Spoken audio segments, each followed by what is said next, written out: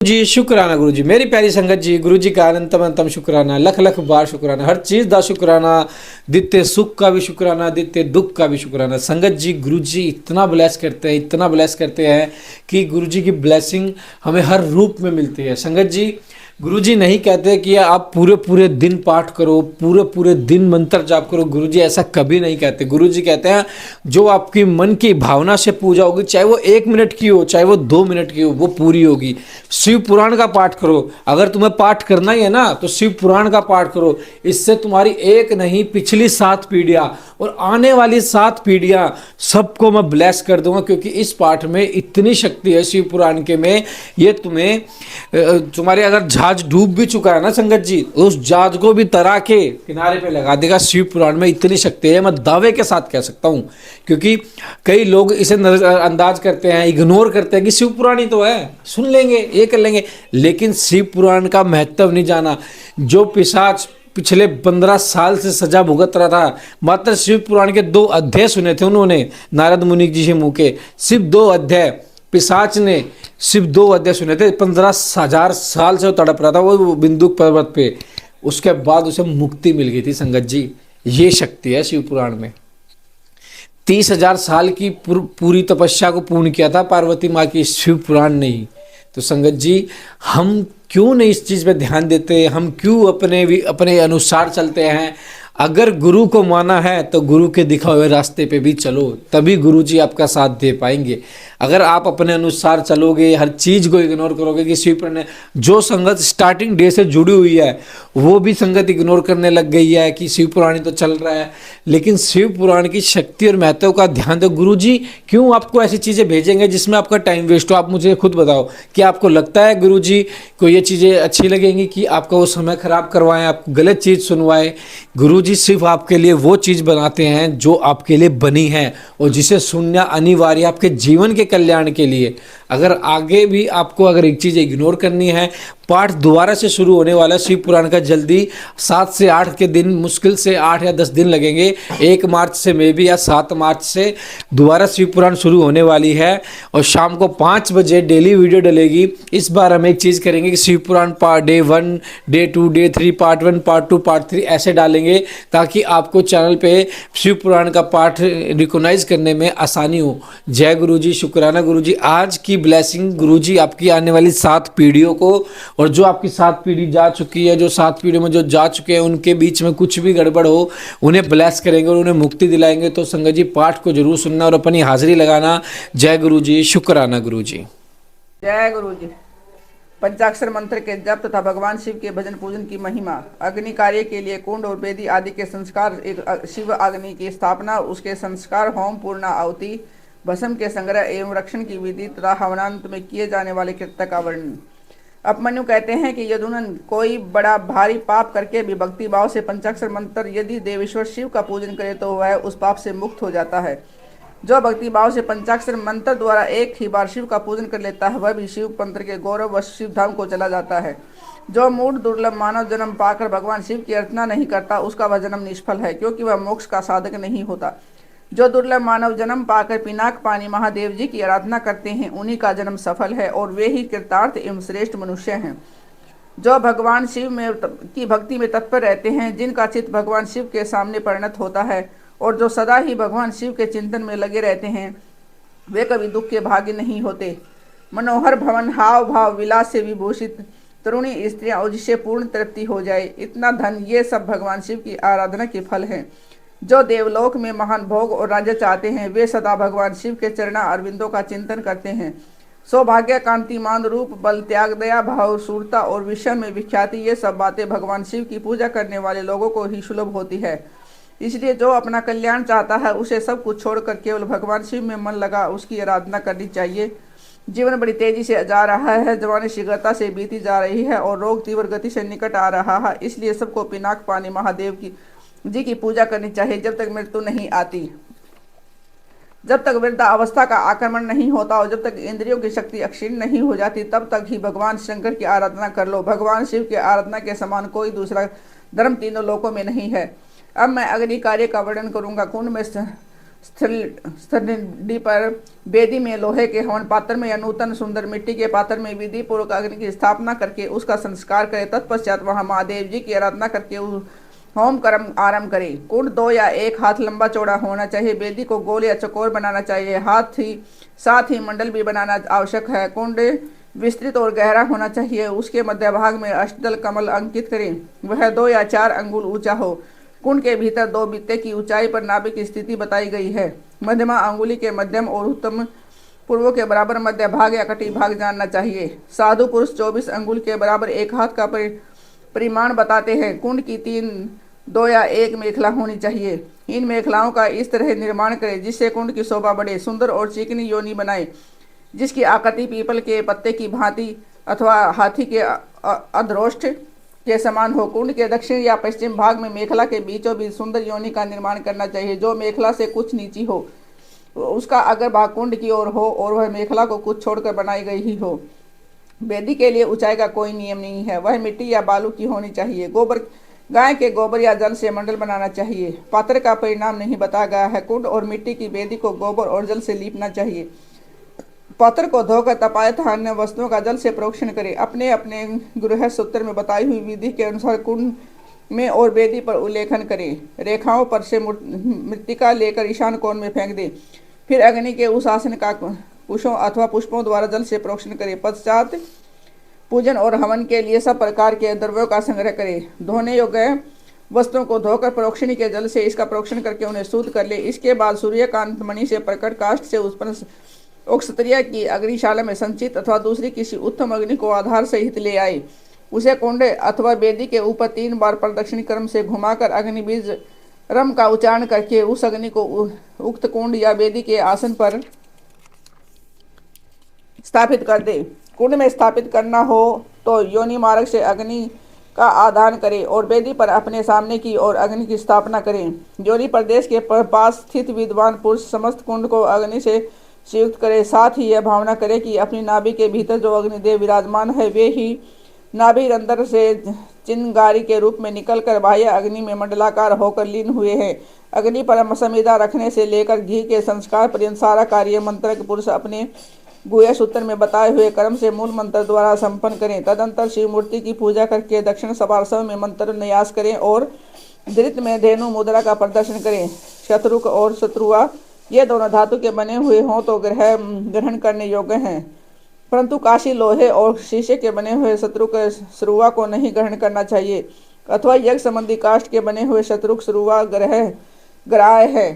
स्मृति या शिव शास्त्र में जो विहित हो वे भी ग्राह्य है। अथवा ब्रह्म वृक्ष पलाश या गूलर आदि के छिद्र रहित बिचले 2 पत्ते लेकर उन्हें कुछ से भी पहुँचे और अग्नि में तपाकर फिर उनका प्रोक्षण करें। उन्हीं पत्तों को शत्रु को शत्रुवा का रूप दे, उनमें घी उठाएं और अपने गुहा सूत्र में बताए हुए क्रम से शिव बीज सहित ओम सहित 8 बीजाक्षरों द्वारा अग्नि में आहुति दे। इसका अग्नि का संस्कार संपन्न होता है और बीज इस प्रकार है: ब्रूम सतुम ब्रूम श्रुम पुम ट्रुम द्रुम। ये 7 हैं। इसमें शिव बीज को ओम को सम्मिलित कर लेने पर 8 बीजाक्षर होते हैं। उपयुक्त 7 बीज क्रमशः अग्नि की 7 जीवाओं के हैं। उनकी मध्यमा जीवा का नाम बहुरूपा है। उसकी 3 शिखाएं हैं। उनमें से एक शिखा दक्षिण में और दूसरी वाम दिशा उत्तर में प्रज्वलित होती है और बीच वाली शिखा बीच में ही प्रकाशित होती है। ईशान कोण में जो जीवा है उसका नाम हिरण्य है और पूर्व दिशा में विद्यमान जीवा कनका नाम से प्रसिद्ध है। अग्नि कोण में रक्ता, नैनृत्य कोण में कृष्णा और वायव्य कोण में सुप्रभा नाम की जीवा प्रकाशित होती है। इनके अतिरिक्त पश्चिम में जो जीवा प्रज्वलित होती है उसका नाम मरुत है। इन सब की प्रभा अपने अपने नाम के अनुरूप है। अपने अपने बीज के अनंतर क्रमशः इनका नाम लेना चाहिए और नाम के अंत में स्वाहा का प्रयोग करना चाहिए। इस तरह जो जीवा मंत्र बनते हैं उनके द्वारा क्रमशः प्रत्येक जीवा के लिए 1-1 घी की आहुति दे, परंतु मध्यमा की 3 जीवाओं के लिए 3 आहुतियां दे। कुंड के मध्य भाग में रम वहन्य ने स्वाहा बोलकर 3 आहुतियां दे और ये आहुतियां घी अथवा समिधा से देनी चाहिए। आहुति देने के पश्चात अग्नि में जल का सेचन करें। ऐसा करने पर वह अग्नि भगवान शिव की हो जाती है और फिर उसमें शिव के आसन का चिंतन करें और वहां अर्धनारीश्वर भगवान शिव का आह्वान करके पूजन करें। पाद अर्घ्य आदि से लेकर दीप प्रदान पर्यंत पूजन करके अग्नि का जल से प्रोक्षण करें।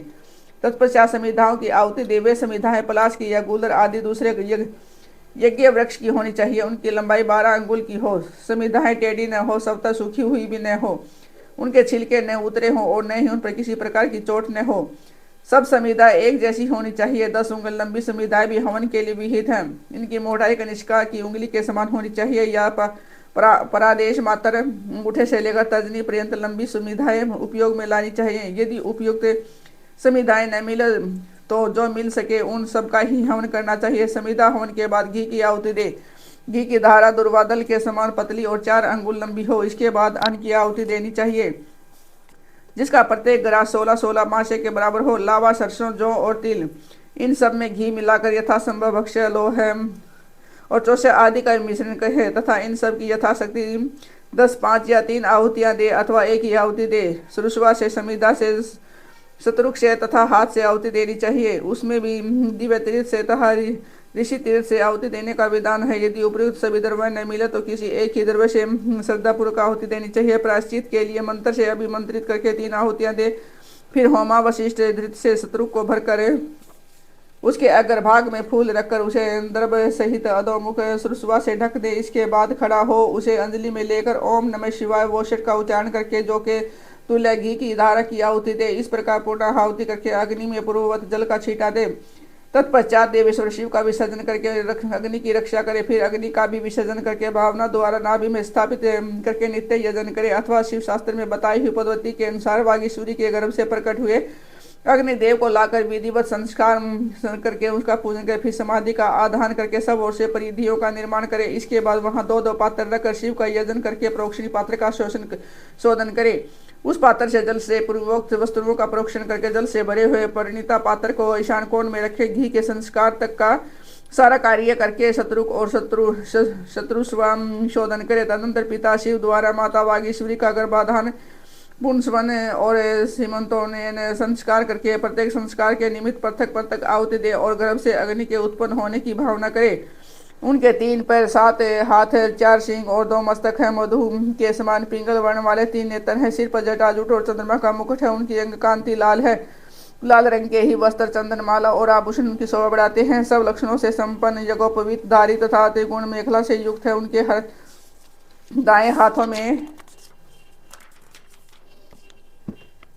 शक्ति है, शत्रुघ और शत्रुआ है तथा बाएं हाथों में तोमर, ताड़ का पंखा और घी से भरा हुआ पात्र है। इस आकृति में उत्पन्न हुए अग्निदेव का ध्यान करके उनका जात कर्म संस्कार के तत्पश्चात नाले छंदन करके सूतक की शुद्धि करे। फिर आहुति देकर उस शिव संबंधी अग्नि का रुचि नाम रखे। इसके बाद माता पिता का विसर्जन करके चूड़ा कर्म और उपनयन आदि से लेकर आतो पर्यंत संस्कार करे। तत्पश्चात धारा आदि का होम करके स्विष्ट कृत होम करे। उसके बाद रम बीज का उच्चारण करके अग्नि पर जल का छींटा डाले। फिर ब्रह्मा, विष्णु, शिव, इस लोकेश्वर गण और उनके अस्त्रों का सब और से क्रमशः पूजन करके धूप दीप आदि की शुद्धि के लिए अग्नि को अलग निकाल कर कर्म विधि का ज्ञाता पुरुष पुनः धृत युक्त पूर्वोक्त होम द्रव्य तैयार करके अग्नि में आसन की कल्पना करे और उस पर पूर्ववत महादेव जी और महादेवी का आवाहन पूजन करके पूर्णाहुति पर्यंत सब कार्य करे।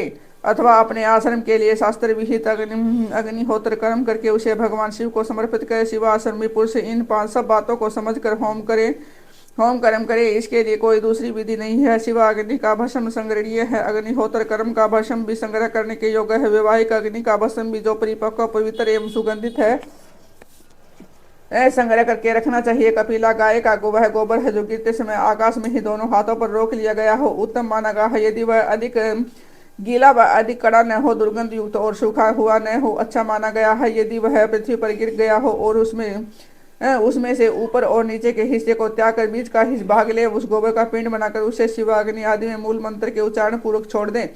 जब वह पक जाए तब उसे निकाल ले। उसे जितना आधा पका हो उसको और उस भाग को जो अधिक पक गया हो उसको भी त्याग कर सफेद भस्म ले ले और उसे घोट कर चूर्ण बना ले। इसके बाद उसे भस्म रखने के पात्र में रख दे। भस्म पात्र धातु का, लकड़ी का, मिट्टी का, पत्थर का अथवा और किसी भी वस्तु का बनवा ले। यह हवा देखने में सुंदर होना चाहिए। उसमें रखे हुए भस्म को धन की भांति किसी शुभ शुद्ध एवं समतल स्थान में रखे। किसी अयोग्य एवं या अपवित्र हाथ में भस्म न दे। नीचे अपवित्र स्थान में भी न डाले। नीचे के अंगों से उसका स्पर्श न करे। भस्म की न तो उपेक्षा करो न ही उसे लांगे। शास्त्रोक्त समय पर उस पात्र से भस्म लेकर मंत्रोच्चारण पूर्वक अपने ललाट आदि में लगाएं। दूसरे समय में उसका उपयोग न करे। अन्य अयोग्य व्यक्तियों के हाथों में उसे दे। भगवान शिव का विसर्जन न हुआ हो तो उसी भस्म तभी भस्म संग्रह कर ले, क्योंकि विसर्जन के बाद उस पर चंड का अधिकार हो जाता है। जब अग्नि कार्य संपन्न कर लिया जाए तब शिव शास्त्रोक्त मार्ग से अथवा अपने ग्रह सूत्र में बताई हुई विधि से बलि पूर्वक करे। तदंतर अच्छी तरह लीपे पुते मंडल में विद्यासन को बिछा कर विद्या कोष की स्थापना करके क्रमशः पुष्प आदि के द्वारा यंजन करे। विद्या के सामने गुरु का भी मंडल बनाकर वहां श्रेष्ठ आसन रखें और उस पर पुष्प आदि के द्वारा गुरु की पूजा करे। तदंतर पूजनीय पुरुषों की पूजा करे और भूखों को भोजन कराए। इसके बाद स्वयं सुखपूर्वक शुद्ध अन्न भोजन करे। वह अन्न तत्काल भगवान शिव को निवेदित किया गया हो अथवा उनका प्रसाद हो, उसे आत्म शुद्धि के लिए श्रद्धापूर्वक भोजन करे। जो अन्न चंड को समर्पित हो उसे लोभवश ग्रहण न करे। गंध और पुष्पमाला आदि जो अन्य वस्तुएं हैं उनके लिए भी यह विधि समान ही है, अर्थात चंड का भाग होने पर उसे ग्रहण नहीं करना चाहिए। वहाँ विद्वान पुरुष में शिव ही हूँ ऐसी बुद्धि न करे। भोजन और आचमन करके शिव का मन ही मन चिंतन करते हुए मूल मंत्र का उच्चारण करे। शेष समय शिव शास्त्र की कथा के श्रवण आदि योग कार्यों में बिताए। रात का प्रथम पहर बीत जाने पर मनोहर पूजा करके शिव और शिवा के लिए एक परम सुंदर शैया प्रस्तुत करे। उसके साथ ही भक्षण भोज्य वस्त्र चंदन और पुष्पमाला आदि भी रख दे। मन से और किरे द्वारा भी सब सुंदर व्यवस्था करके पवित्र हो महादेव जी और महादेवी जी के चरणों के निकट शयन करे। यदि उपासक गृहस्थ हो तो वह वहां अपनी पत्नी के साथ शयन करे। जो गृहस्थ न हो वह अकेले ही सोए। उसे काल आया जान मान मन ही मन पार्वती देवी ता पार्षदों सहित अविनाशी भगवान शिव को प्रणाम करके देह से कालोचित कार्य तथा शौच आदि कर्तव्य पूर्ण करे। फिर यथाशक्ति शंकर विद्वादों की दिव्य ध्वनियों से महादेव और महादेवी को जगाएं। इसके बाद उस समय खिले हुए परम सुगंधित पुष्पों द्वारा शिवा और शिव की पूजा करके पूर्वोक्त कार्य आरंभ करे। काम्य कर्म के प्रसंग में शक्ति सहित पंचमुख महादेव जी की पूजा के विधान का निर्माण। तदंतर शिवाश्रम सेवियों के लिए नैमित्तिक कर्म की विधि बताकर उपमनु ने जी ने कहा कि तयदुनन मैं काम्य कर्म का वर्णन करूंगा जो यह लोक और परलोक में भी फल देने वाला है। शिवों और महाश्वरों के कर्म से भीतर और बाहर से करना चाहिए। जैसे शिव और महेश्वर में यहाँ अत्यंत भेद नहीं है, उसी प्रकार शिवों और महेश्वरों भी अधिक भेद नहीं है।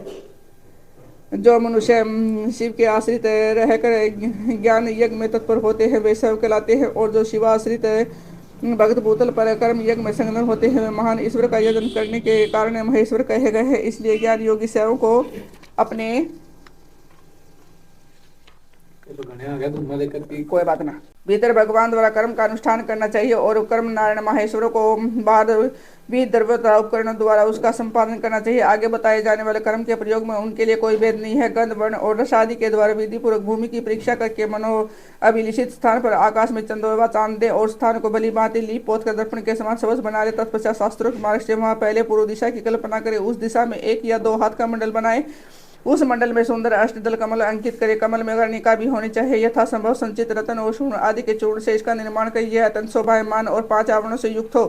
कमल के 8 दलों में पूर्वादि क्रम से अणिमा आदि 8 सिद्धियों की कल्पना करे था। उसके केसरों से शक्ति सहित वामदेव आदि 8 रुद्रों को पूर्वादि दल के क्रम से स्थापित करे। कमल की कर्णिका में वैराग्य को स्थान दे और बीजों में 9 शक्तियों की स्थापना करे। कमल के कंद में शिव संबंधी धर्म और नाल में शिव संबंधी ज्ञान की भावना करे। कर्णिका के ऊपर अग्नि मंडल, सूर्य मंडल और चंद्र मंडल की भावना करे। इन मंडलों के ऊपर शिव तत्व, विद्या तत्व और आत्म तत्व का चिंतन करे। संपूर्ण कमलासन के ऊपर सुखपूर्वक विराजमान और नाना प्रकार के विचित्र पुष्पों से अलंकृत 5 आवरणों से भगवान शिव का माता पार्वती के साथ पूजन करे। उनकी अंग कांति शून्य स्फटिक मणि के समान उज्जवल है। वे सतत प्रसन्न होते हैं। उनकी प्रभा शीतल है। मस्तक पर विद्युत मंडल के समान चमकीली जटाजूट मुकुट उनकी शोभा बढ़ाता है। वे व्याकर चरम धारण किए हुए हैं। उनके मुखारविंद पर कुछ मन मुस्कान छटा छा रही है। उसके हाथ की हथेलियां और पैरों के तलवे लाल कमल के समान अरुण प्रभा से उद्भाषित हैं। वे भगवान शिव समस्त शुभ लक्षणों से संपन्न और सब प्रकार के आभूषण से विभूषित हैं। उनके हाथों में उत्तम दिव्य आयुध शोभा पा रहे हैं और अंगों में दिव्य चंदन का लेप लगा हुआ है। उनके 5 मुख और 10 भुजाएं अदर चंद्र उनकी शिखा के मणि है। उनका परवर्ती मुख प्रातःकाल के सूर्य की भांति अरुण प्रभा से उद्भाषित एवं सौम्य है। उसमें 3 नेत्र रूपी कमल खिले हुए हैं तथा सिर पर बाल चंद्रमा का मुकुट शोभा पाता है। दक्षिण मुखी नील में जलधर के समान श्याम प्रभा से भाषित होता है। उनकी भौएं टेढ़ी मेढ़ी हैं और देखने में भयानक है। उसमें गोलाकार लाल आंखें दृष्टिगोचर होती हैं और दाढ़ों के कारण मुख विकराल जान पड़ता है। उसका प्रभाव करना किसी के लिए भी कठिन है। उसके आधार पर लव फड़कते रहते हैं। उत्तरवर्ती मुख मूंगे की भांति लाल काले काले केशव पास उसकी शोभा बढ़ाते हैं। उसमें विभ्रम विलास से युक्त 3 नेत्र हैं। उसका मस्तक अर्धचंद्रमय मुकुट से विभूषित है। भगवान शिव का पश्चिम मुख है पूर्ण चंद्रमा के समान उज्ज्वलता 3 नेत्रों से प्रकाशमान है। उसका मस्तक चंद्रलेखा की शोभा धारण करता है। वह मुख देखने में सौम्य और मंद मुस्कान की शोभा से उपासकों के मन को मोह लेता है। उसका 5वां मुख स्फटिक मणि के समान निर्मल चंद्रलेखा से उस समुज्वल अत्यंत सौम्य एवं तीन प्रफुल्ल नेत्र कलमों से प्रकाशमान है। भगवान शिव अपने दाहिने हाथों में शूल, परशु, वज्र, खड्ग आदि अग्नि धारण करके उन सब की प्रभा से प्रकाशित होते हैं। तब बाएं हाथ में नाग, बाण, घंटा, पास और अंकुश उनकी शोभा बढ़ाते हैं। पैरों से लेकर घुटनों तक का भाग निवृत्ति कला से संबंध है। उसके ऊपर नाभि तक का भाग प्रतिष्ठा कला से, कंठ तक का भाग विद्या कला से और ललाट तक का भाग शांति कला से और उसके ऊपर का भाग शांतिता कला से संयुक्त है। इस प्रकार वे पंचाध्याय व्यापी तथा साक्षात पंच कला में शरीरधारी हैं। ईशान मंत्र उनका मुख है। तत्पुरुष मंत्र उन पुरातन देव का मुख है। अघोर मंत्र हृदय है और वामदेव मंत्र उन महेश्वर का गुह भाग और सदोजात मंत्र उनका युगल चरण है। उनकी मूर्ति 38 कलामयी है। परमेश्वर शिव का विग्रह है।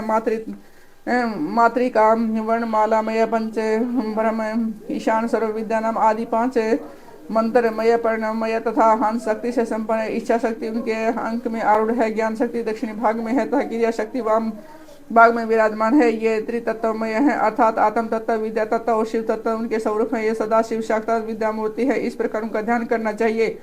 मूल मंत्र से मूर्ति की कल्पना और सकलीकरण की क्रिया करके मूल मंत्र से ही यथोचित रीति से कर्म से पाद आदि विशेष अर्घ्य पर्यंत पूजन करे। फिर शिवपराशक्ति के साथ साक्षात मूर्ति मान शिव का प्रयुक्त मूर्ति में आवाहन करके सद्य से व्यक्ति रहित परमेश्वर महादेव का गंध आदि पंचोपचारों से पूजन करे। 5 मंत्रों से 6 अंग मंत्रों से, मातृका मंत्र से, प्रणव से, शक्ति युक्त शिव मंत्र से, शांत तथा अन्य वेद मंत्रों से अथवा केवल शिव मंत्र से उन परम देव का पूजन करके पाद से लेकर मुख शुद्धि पर्यंत पूजन करके संपन्न करके इस देव का विसर्जन किए बिना ही कर्म से 5 आवरणों की पूजा आरंभ करें। जय गुरु जी, शुक्राना गुरु जी। संगत जी, कितने प्यारे दर्शन हो रहे हैं ज्योत में गुरु जी के। देखो आप, कितने प्यारे प्यारे दर्शन हो रहे हैं संगत जी। इतने प्यारे दर्शन तो गुरु जी ही दे सकते हैं। और गुरु जी पे जो अनंत विश्वास करता है ना संगत जी, मैं यकीन के साथ करता हूँ, गुरु जी उस विश्वास की डोर को भी उतनी ही पक्की बना के रखते हैं जितना पक्का गुरु जी पे विश्वास होता है। हम जितना विश्वास करेंगे, जितना गुरु जी के दिखाए रास्ते पे जाएंगे, हम उतनी ही तरक्की करेंगे, उतने ही हमारे कष्ट अपने आप कटते चले जाएंगे।